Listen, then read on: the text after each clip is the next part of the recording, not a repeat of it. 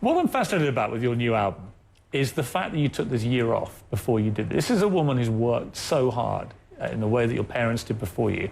When you had this year off, what did you learn about yourself? I learned a lot about myself. The biggest thing I learned is I love to perform. I love music. I love what I do. I love singing in the studio and writing songs and coming up with video treatments, to the point that during that year, I do not count the 72 songs I recorded as work, because it's what I was born to do. And I learned balance. I learned the importance of taking time for myself. And I was moving around so much that I had no idea that I really have 16 Grammys. Like, I've heard that, and I got up and accepted my awards, but I didn't realize what an amazing accomplishment that was. You never had time, presumably. No. It's just this treadmill. Yes. The more successful you get, the less time you have to enjoy anything. Exactly. So finally you went, enough.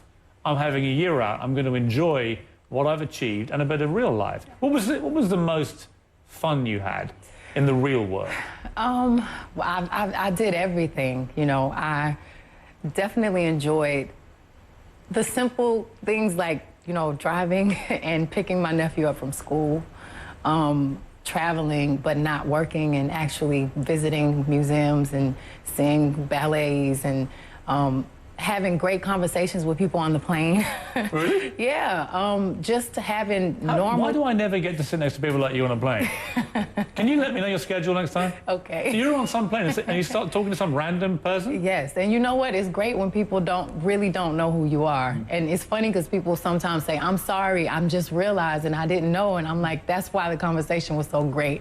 Because you just forget how wonderful it is just to... When they ask you what you do, what do you say? They didn't. You just have a normal conversation? Not until, you know, people start getting weird and asking for pictures, and they're like, what is going on?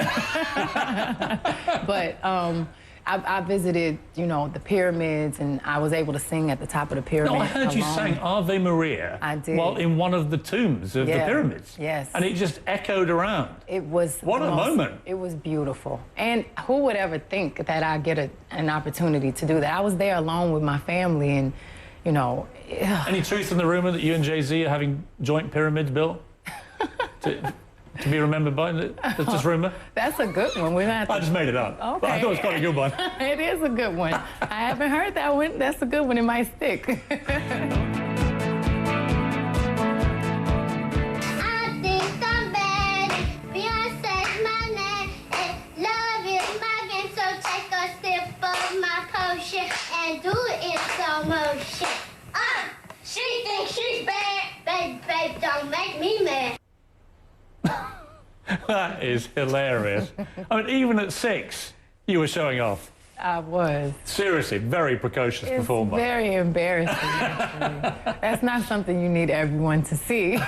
But even as a kid, can you remember the thought process when you were that young? Did you always know, I am going to be a star, I don't care what it takes? I didn't at all know that I was going to be a star, but I did know that I felt very comfortable when I was on the stage. I was really shy, and I did not speak much. I was more comfortable with adults because my mother owned a hair salon, and I stayed in her salon. I was in grown people's business all day trying to listen to their conversations.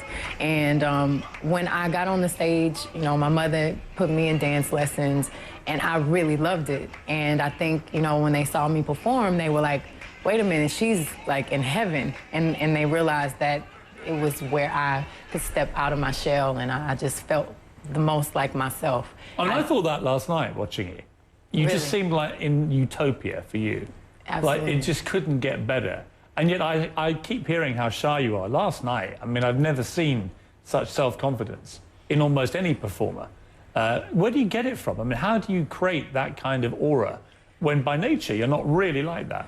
I don't know. I think for one, I'm not shy anymore. I am the person at the dinner party that is quiet and observing and having a one-on-one conversation.